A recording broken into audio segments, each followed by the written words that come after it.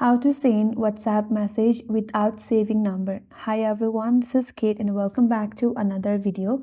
And on today's video, we will see how we can send WhatsApp message without saving the contact number.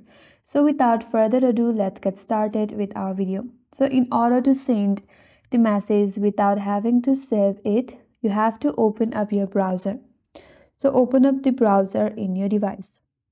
Once you're here, now you have to type the URL as I type in my interface, that is https://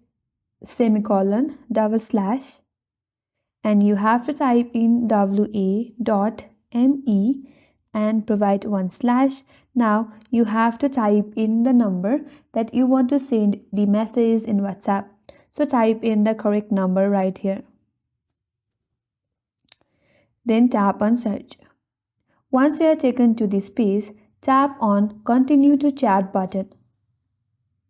Then you will be redirected to WhatsApp. Here, a chat window will open for the specified number where you can type and send your message. Now you can type in your message and send to this contact. So that's how you can send WhatsApp message without saving number. And that's all for today's video. Hope this video was helpful, and if you're new to our channel, consider subscribing. Thank you for watching and stay tuned for more videos.